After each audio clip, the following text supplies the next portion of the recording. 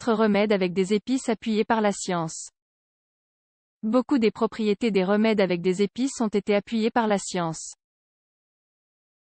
Il ne s'agit cependant pas d'un traitement de première ligne et on doit donc les utiliser avec précaution. Que faut-il aussi prendre en compte?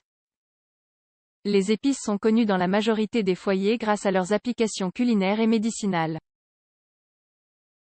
Étant donné qu'elles viennent ajouter de la saveur et des arômes au repas, nous avons l'habitude de les utiliser lors de la préparation de viande, de légumes, de potage et autres nombreuses recettes.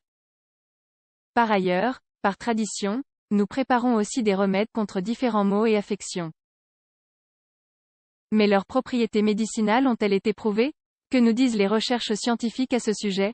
Heureusement, au cours de ces dernières années, plusieurs études ont été réalisées pour analyser les effets de ce type d'ingrédients sur notre santé. Ainsi, beaucoup des bénéfices qu'on leur attribue ont été appuyés par la science. Découvrez-les. Remèdes avec des épices appuyés par la science. La majorité des remèdes avec des épices proviennent de la littérature populaire et de données anecdotiques qui font référence à leurs bénéfices. Néanmoins, afin de déterminer si elles apportent réellement un effet, beaucoup de chercheurs ont décidé d'étudier leurs propriétés. Ainsi, par exemple, une révision publiée dans la revue Critical Reviews in Food Science and Nutrition signale que les épices contiennent des composés chimiques comme les phénylpropanoïdes, les terpènes, les flavonoïdes et les anthocyanes, qui leur confèrent un potentiel thérapeutique. On leur attribue aussi une activité antioxydante, analgésique, anti-inflammatoire et antimicrobienne, ce qui pourrait expliquer leur capacité à améliorer notre santé. Malgré cela, nous devons prendre en compte qu'aucun remède de ce type ne constitue une option de première ligne ou un remplacement du traitement médical. Les épices peuvent simplement venir aider, grâce à leurs propriétés, quand nous faisons face à certains problèmes de santé. Dans tous les cas, comme elles peuvent causer des effets secondaires, nous devons les employer avec précaution en consultant un médecin au préalable. Découvrons 4 options. 1. Le curcuma contre la douleur et l'inflammation. Le curcuma est l'une des épices avec un potentiel thérapeutique les plus étudiées de ces dernières années. Plus concrètement, il peut nous servir à préparer des remèdes contre la douleur et l'inflammation. Une étude pilote publiée dans Phytotherapy Research en est la preuve. Les personnes atteintes d'arthrite ont vu leur douleur se réduire après avoir pris 500 mg de curcumine.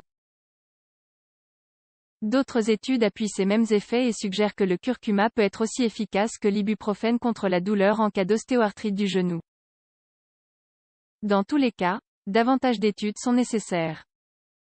Nous pouvons consommer cette épice en dose de 2 à 5 grammes. Cela peut se faire à travers des comprimés, des extraits ou des thés. Nous pouvons même préparer le traditionnel lait de curcuma, qui consiste à ajouter une demi-cuillerée de curcuma en poudre, 3 grammes, dans une tasse de lait tiède. 2. Le gingembre contre la douleur et les nausées. Le composé actif du gingembre, le gingérol, a été étudié en raison de son potentiel analgésique, antioxydant et anti-inflammatoire.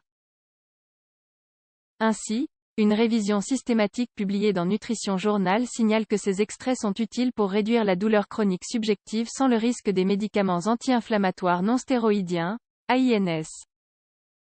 Une autre étude a déterminé que cette épice constituait un remède avec un potentiel antiémétique. Elle représente donc une option économique et sûre pour contrôler les nausées et vomissements.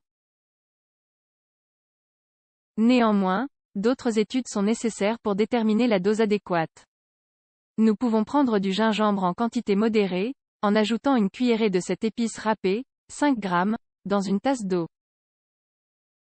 Si nous le souhaitons, nous pouvons ajouter un peu de miel pour sucrer ou du jus de citron. Nous pouvons boire cette boisson 2 ou 3 fois par jour. 3. La cannelle pour réduire les niveaux de sucre dans le sang. Attention, avant d'essayer ce remède naturel, il est important de prendre en compte les recommandations médicales.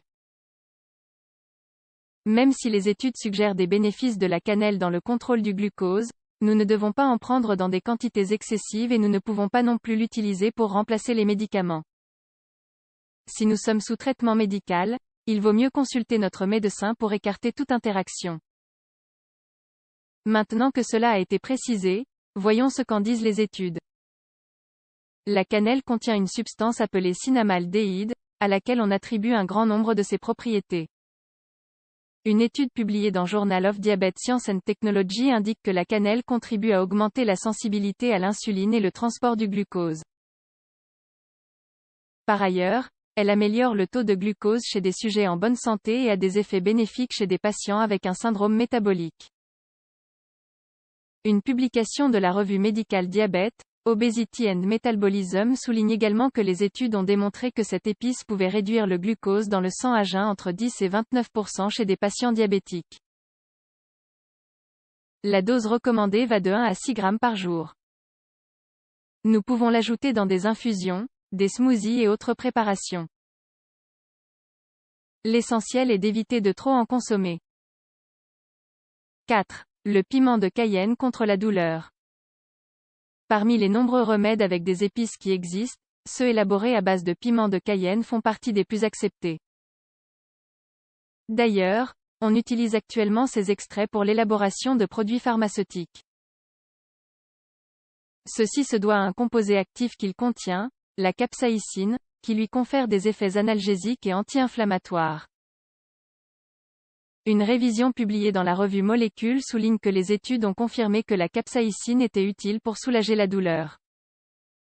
Plus concrètement, elle pourrait avoir des effets bénéfiques modestes contre plusieurs syndromes de douleur, comme la névralgie post-herpétique, la neuropathie diabétique et la douleur musculo-squelettique chronique. Pour tirer profit de ces propriétés, nous pouvons acquérir un patch de capsaïcine à 8% sur ordonnance. Elle est aussi disponible en extrait et en supplément. Dans tous les cas, nous devons d'abord consulter notre médecin. Si nous le voulons, nous pouvons aussi faire une préparation maison avec du piment de Cayenne. Pour cela, nous pouvons mélanger une cuillerée de piment de Cayenne, 10 grammes, avec une tasse d'huile de coco, 200 grammes. Ensuite, il faut faire chauffer la préparation au bain-marie jusqu'à ce que les ingrédients se mélangent bien. Enfin, il faut laisser reposer et l'utiliser de façon topique sur les zones qui font mal. Que retenir des remèdes avec des épices? Grâce aux études réalisées au cours de ces dernières années, nous pouvons aujourd'hui avoir recours à certains remèdes avec des épices sans la moindre crainte. Nous devons cependant bien garder à l'esprit qu'ils ne remplacent pas le traitement médical et qu'ils ne font qu'aider légèrement contre certains maux. Pour les utiliser de façon sûre, nous devons consulter notre médecin et nous renseigner sur leurs possibles effets secondaires et interactions.